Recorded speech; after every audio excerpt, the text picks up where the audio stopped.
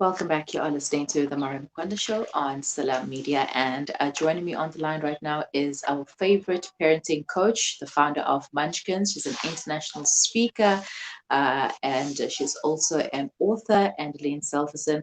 And we are talking about coping with a newborn. Good morning, Angeline. Thank you for joining me once again. Good morning. It's a pleasure being here as always.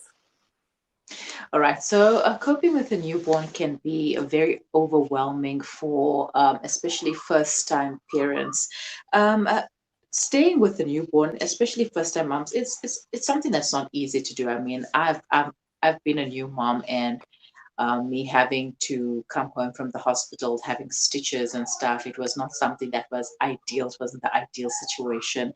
And it does take a toll on the new parent. It did take a toll on me. I remember having sleepless nights with bloodshot eyes, and oh, it was crazy. But how It's can we cope with a newborn? not easily. The thing is that everybody prepares you for so many, for the actual birth. There's all this talk about and all the antenatal classes, which I'm totally in favor of, but they prepare you for that moment, that day of the birth. And nobody actually prepares you for the lifetime after that. And as you know, that takes up a lot more time than the actual birth. And sometimes, most times, the birth doesn't even work out the way you had planned and the way you had prepared in these antenatal classes. So it's very important that we have this discussion, Miriam, and thank you for having this opportunity to prepare moms a little bit. So the one thing I can say for moms is, first of all, get meals ready before the time. Make sure you've got stuff in the freezer that can just be popped out. Make sure you've got snacks like nuts, carrots, salady stuff, hard-boiled eggs in the fridge, so that you've always got something to grab when you're in between nappy changes and in between feeds, and you're just exhausted. The last thing you want to think of is a menu, of what to make. So get that ready in your mind already. Then whoever is there to help you, and hopefully there's someone, whether it's the father or your mother or somebody, be very clear about what your desires are. Don't be scared to ask. Don't be scared to have people help you. It's really important that you do that. But also it's important to ask them to leave if they need to, Mhm. if you need to have that. If you need family time, you need to be able to say, thank you so much for your help, but go now. My 11th grandchild was just born 9 weeks ago, and I had to go and help out with the birth, but they had a 3-year-old as well. And so before the time, my son said, okay, moms, we want you there for the birth to help with Max.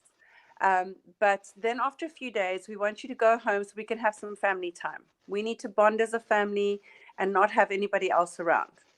So on about the 5th day, I said to my daughter-in-law said to me, so when are you going home? So I said, okay, I can take that one of either way.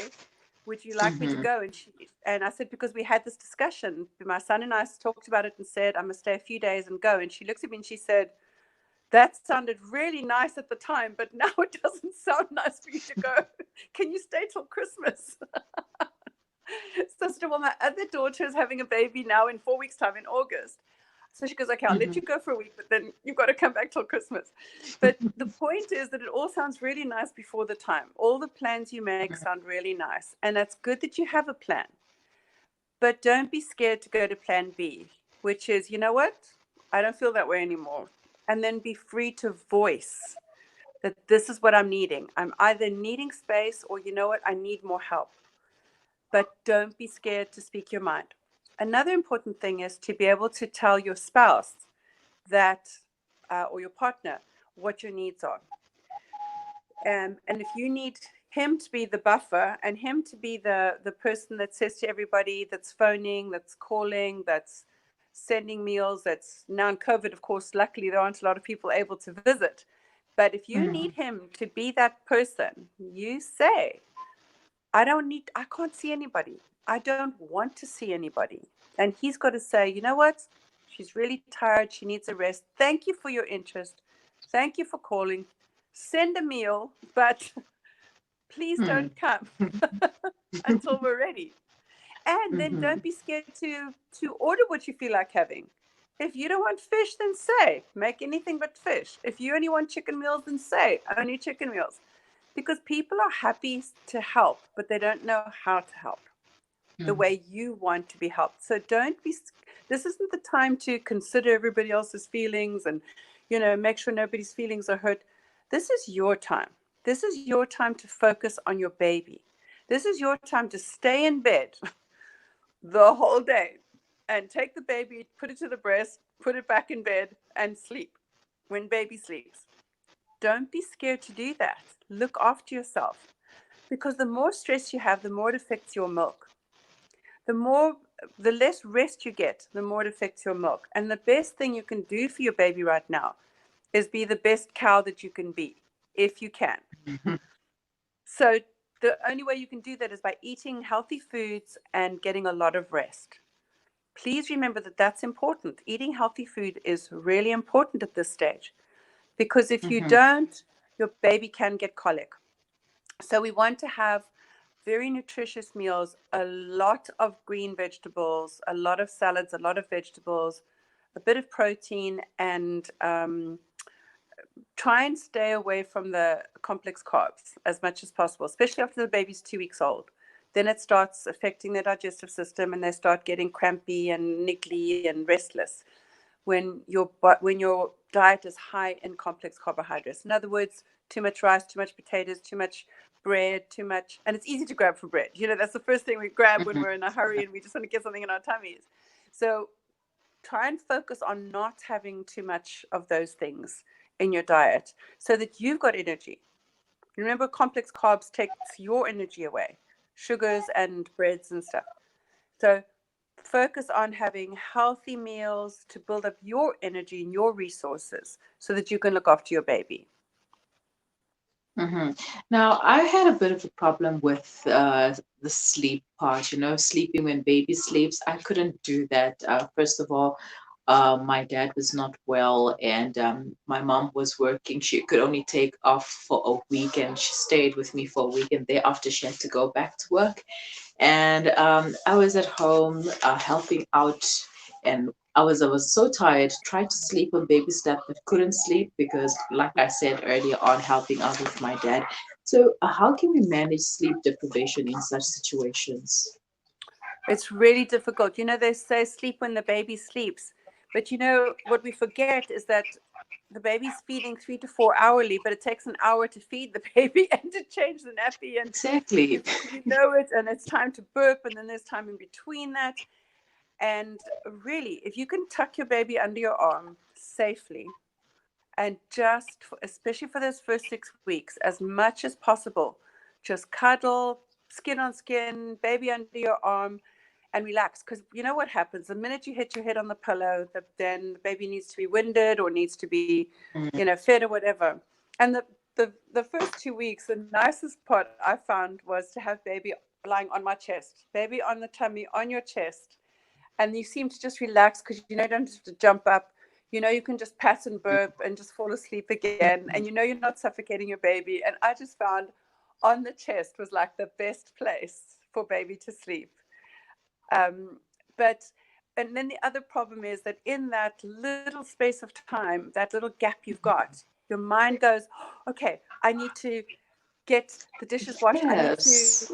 do this. I Mhm. need to do that. I need to do that. And by the time you've decided which one you're going to do, the time's up. Exactly. That's exactly what happened with me. It was like I need to sleep, but then I also have laundry to do. I have to do this. I have to do that. And by the time I'm done getting those things done, baby has already woken up like two, three times and being fed, and those things still never got done completely. And it's late, and I have to just wait for the nighttime routine. And even then, I couldn't get some rest.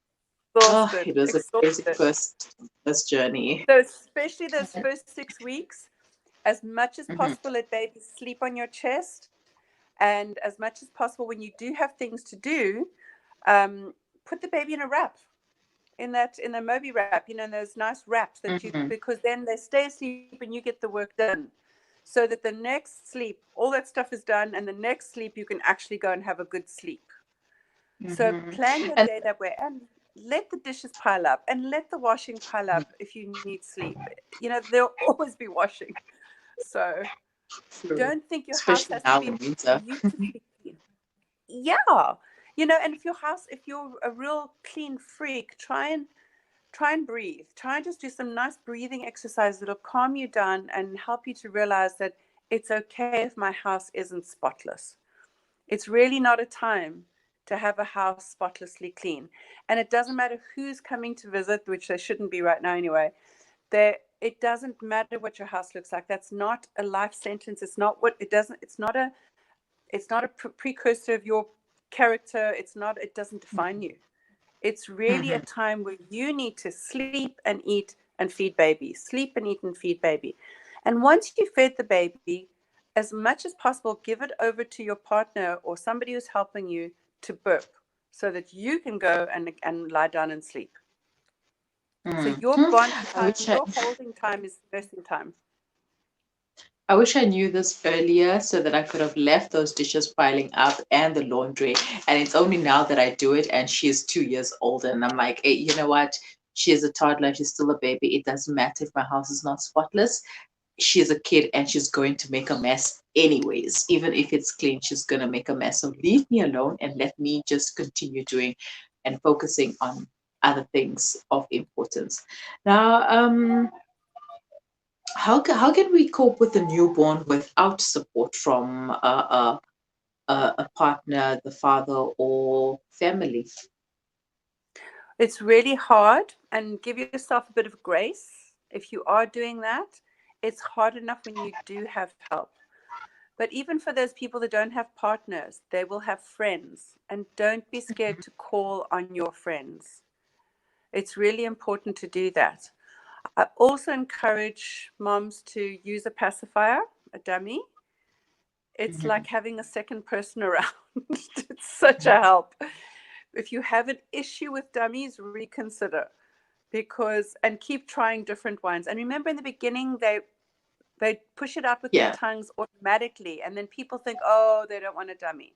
No, that's yeah. not the case. It's not the case. It's they push it out, but if you keep it there, then sometimes they gag a little bit, and you just keep it there, Mhm. take it out, push it in, take it out, push it in, and then finally they go, and they finally suck it. So don't give up. Don't give up, and try different times of awake times, of niggly times, of almost asleep times. Try different times before you give up and say that my baby doesn't take a pacifier, because it really is like having a second set of hands to do that. Mm. And I know some people have a problem with propping it up. I don't, um, because when a baby's breastfed, they put their face against the breast. They actually Mhm. love having something up against their face. They sometimes look for that. I know some babies actually will only fall asleep if they put a blanket over their face, and moms freak out Mhm. because they think they're going to suffocate. But try different things. See what works for your baby, because everyone is so different. So pacifiers is the one thing. Call on friends. If you don't have somebody that lives in with you to help, call on your friends. Make a list, work down the line, and maybe make a WhatsApp group with all of them and say, okay, this is what I need. Which one can do what? Because some people Mhm. can make a meal. Somebody can come over for an hour on a Monday. Somebody can come over and just help the baby with the 5 o'clock, the niggly time, 5 to 7, the international suicide hour. It's just call on your friends. Don't be scared to do that. But people don't know how to help. So you need to put a Mhm. list out and say, these are my needs. Which one are you happy to help with? Mhm. And then And give what yourself about grace. If you want to reflux? sit and cry, if you want to sit and cry, then sit and cry. Sorry, what was your question?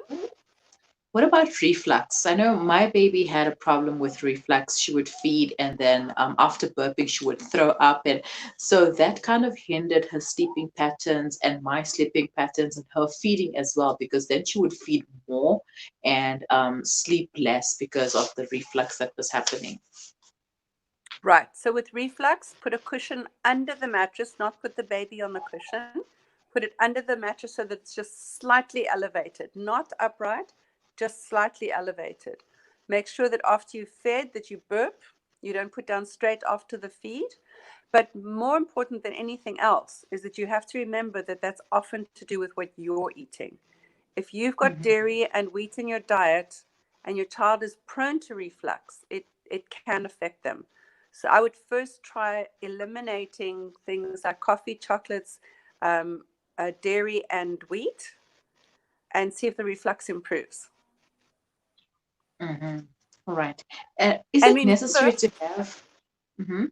remember also that when a baby vomits, it looks like a lot more than what it actually is.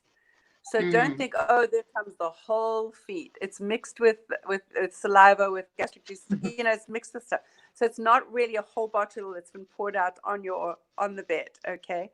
So don't think, oh well, there's the whole feed, and I'm going to have to just do the whole feed every hour now.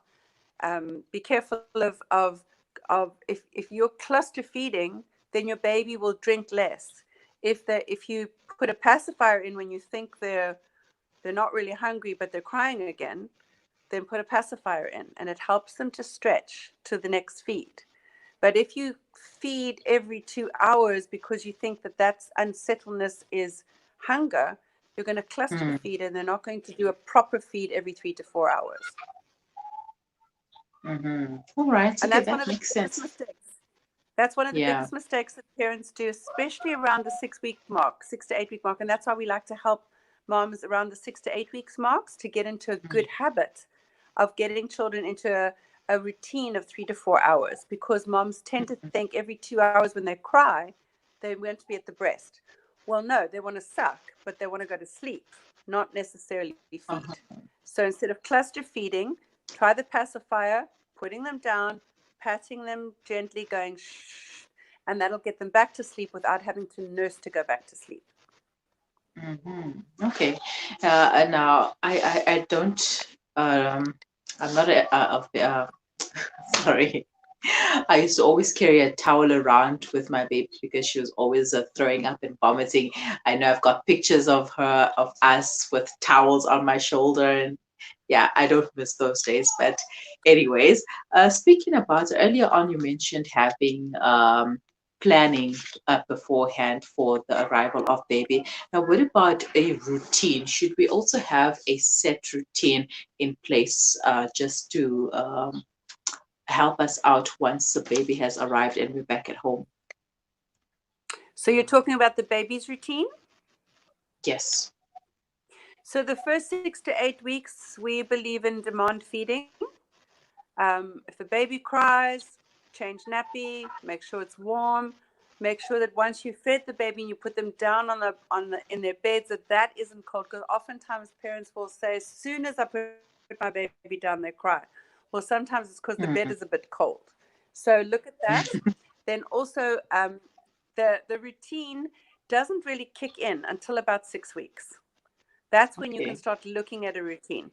So before that, the baby cries for a reason. They sleep all the time, and when they cry, they wake up to feed and they fall asleep feeding. So it's not easy to have a set routine, but it's good to keep in mind that they need to be on a routine around about 6 to 8 weeks.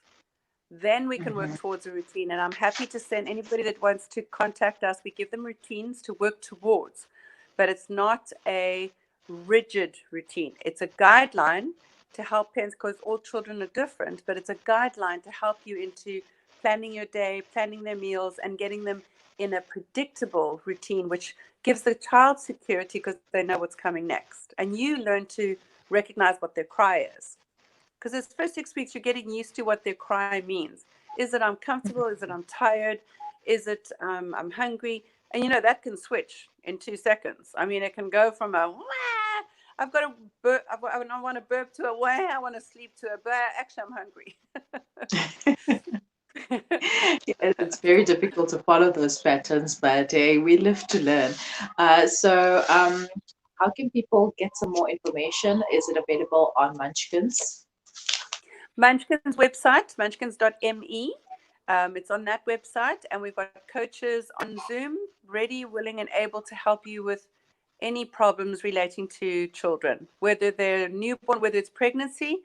Now, my daughter, Celeste, who you've also had on the show, she loves working with moms with premature babies.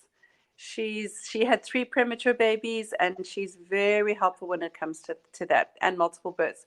But any of our coaches are available on Zoom, and you can do an hour Zoom or a 3 hour Zoom, whether it's for a sibling at home when you're having a baby, because that's also other things to keep in mind when you've got a sibling with a newborn. That's also a different kettle of fish and a different routine and things to keep in mind and preparation. And or whether it's teenagers, we go right up to trying to kick them out the house if they failure to launch after school. Okay, that's awesome. I'm glad I got this information. I'm sure many moms. Yeah. Sorry, one more important thing with a newborn is remember that skin on skin is really important. So as Hmm. often as possible, though, especially those first 6 weeks, to put baby naked against your naked skin is really a bonding time, especially for dad. It's really a good way for dads to bond is having skin on skin. And holding is very important. Touch is important. Hmm. Okay, sorry, go ahead. All right, and thank you so much for your time once again, and Leila. This information is very valuable, and I just wish I knew it sooner than later, but it's okay. I guess, Me too. yeah, I guess whoever's listening, whoever's watching, it will benefit them, and they can use the information. And maybe for number 2 and number 3 and whoever else, we live to learn. But Yes. thank you so much for your time once again. Thank you. All right, so that was Andeline Selferson, a parenting coach, author, and the founder of Munchkins. More information is available on munchkins.me if you'd like to learn more about newborn babies, toddlers, 8-year-olds, 12-year-olds, teenagers, and stuff. Everything is available there. You can get some more information. You can also leave your comments and questions in the comment section below and tell us what you think. And also, if you have a question for Andeline, and we'll ask her to answer them for you. But for now, just stay with us. We will be back after the break.